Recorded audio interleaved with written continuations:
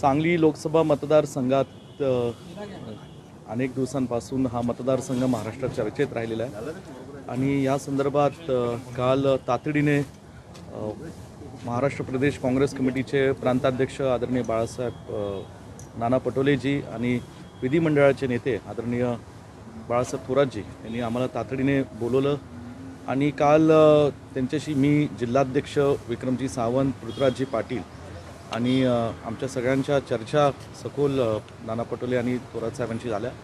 त्याचबरोबर मला फोनवरून पटोले साहेब आणि थोरात साहेबांनी अखिल भारतीय काँग्रेस कमिटीचे आमचे महासचिव आणि महाराष्ट्राचे प्रभारी रमेश चेन्नेतलाजी यांचंही संभाषण काल माझ्याशी झालं। के.सी. वेणुगोपालजींची माझं संभाषण झालं आणि सांगलीमध्ये जी थोडीशी परिस्थिती उद्भवली त्या बाबतीतला मी त्यांना संपूर्ण आढावा मांडला आणि लवकरात लवकर ह्यातनं एक संयुक्त मार्ग काढावा जेणेकरून महाराष्ट्रात महाविकास आघाडी आणि सांगली जिल्ह्यामध्ये सुद्धा महाविकास आघाडीच्या संदर्भात एक ठोस पाऊल काँग्रेस पक्षाच्या कार्यकर्त्यांना आणि नेत्यांना येणाऱ्या दिवसातच उचलता येईल।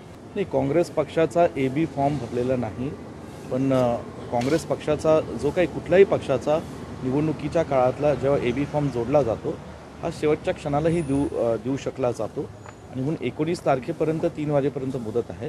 त्यांनी माझ्या माहितीने 2 अर्ज भरलेले, ते काँग्रेस पक्षाच्या असं म्हणून भरलेला आहे आणि एक अपक्ष म्हणून अर्ज भरलेला आहे। नाही, आता बदल होईल की नाही हे मी जाणत नाही, कारण आता राज्याच्या आणि देशाच्या काँग्रेस पक्षाच्या आमच्या ज्येष्ठांची ही जबाबदारी आहे की एक सांगली जिल्ह्याचा काँग्रेस पक्षाचा कार्यकर्ता आमदार म्हणून आम्ही सगळ्यांनी सातत्याने प्रामाणिक प्रयत्न केला की ही सांगली जिल्ह्याची जागा ही काँग्रेस पक्षाला मिळावी आणि त्याच्यासाठी शेवटच्या क्षणापर्यंत आम्ही प्रयत्न केला।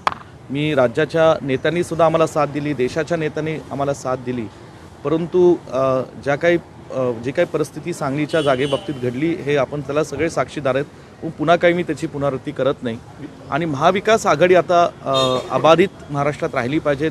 महाराष्ट्रातलं वातावरण महाविकास आघाडीसाठी अत्यंत चांगलं आहे आणि या दृष्टीने आता येणाऱ्या काळात काय पावलं टाकायचे हे आता महाराष्ट्रातल्या ज्येष्ठांनी आणि देशातल्या आमच्या वरिष्ठांनी ठरवावं।